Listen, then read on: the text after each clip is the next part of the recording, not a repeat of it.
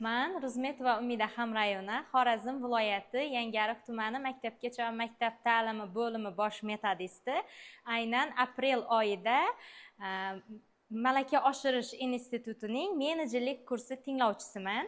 Bir oy davomida bu yerda malakali ustozlardan bilim va ko'nikmalarni yanada o'zimizga olib, test sinovlarida eng yuqori natijalar bilan, ya'ni 90 ball bilan sertifikatni qo'lga kiritdim. Ushbu o'quv jarayonida shunga amin bo'ldimki, aynan ushbu menejerlik kursi mobaynida hech qanday inson omili yoki manfaatlar to'qnashuvi mavjud emas. Bir oy davomida faqat bilimlarimizni mustahkamlagan holatda test sinovlarini topshirsak, albatta sertifikatni qo'lga kiritamiz. Barchangizga tavsiyam ham shundan iboratki, o'z faoliyatlarimizda ushbu o'quv kursidan oqilona foydalangan holatda haqiqiy menejer sifatida davom ettirishingizni tavsiya qilaman. Rahmat.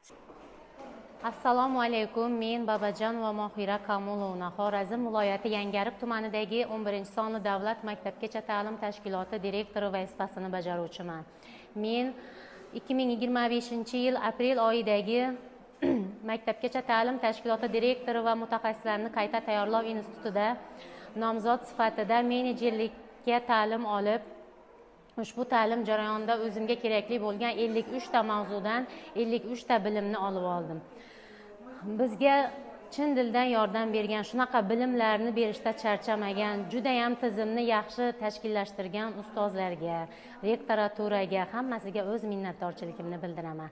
Kelajakdagi barcha maktab va maktabgacha ta'lim tashkiloti direktorlarining yutuqlari bardavom bo'lsin. Hammaga shu menejerlik sertifikatini olish baxti nasib qilsin. Hammaga maslahat beraman. Juda ham yaxshi tanlov, adashmaysizlar. Katta rahmat. Assalomu alaykum. Men Toshkent viloyati Oqqo'rg'on tumanidan 16-sonli maktabgacha ta'lim tashkiloti direktori Hasanova Nargiza Omonqulovna. Aprel oyida menejerlik kursiga o'qishga ariza topshirdim va bir oy o'qidim. Kechagina mana kursimizni yakunladik, test topshirdik, taqdimotni o'tkazdik. Barcha o'qigan, aprel oyida o'qiganlarning orasida maksimal natijaga erishdim. Yuqori ko'rsatkich bilan topshirdim testni. Juda xursandman bundan. Buning uchun avvalo men shu institutdagi barcha rahbarlarga, institutda kursda bizga dars o'tgan barcha ustozlarga minnatdorchilik bildiraman, chunki shuncha malaka oshirganmiz hayotimiz davomida, faoliyatimiz davomida, shuncha o'quv kurslarda bo'lganmiz, lekin hech qachon bunchalik juda ham kuchli ishtiyoq bilan, juda ham kuchli maqsad bilan o'qish birinchi marta bo'ldi desam bo'ladi. Bizning maqsadimiz bitta edi, kuchli, katta bagajga ega bo'lgan bilimni egallash va tashkilotimiz oldida, xodimlarimiz, oilamiz oldida yuzimiz yorug' bo'lishi, sertifikatni qo'lga kiritishimiz, yurtboshimiz bizga yaratayotgan imkoniyatlardan to'liq foydalanishni maqsad qilib qo'ygandik. Maqsadimizga erishdik. Barcha topilmagan javoblar bo'ladi odam hayotida, o'zining faoliyati bo'yicha, pedagogika bo'yicha. Savolimizga javob topolmagan holatlarimiz bo'ladi yoki bilimlarimiz qayerdadir ozgina yetishmay qolgan joy, mukammal bo'lmagan, to'liq egallanmagan bo'lib qolgan holatlar bo'ladi. Mana shu kursda meni qiziqtirgan barcha savollarga javob topdim. Qiziqtirgan bilimlarimni yakunlanishiga, to'liq to'kis bo'lishiga erishdim.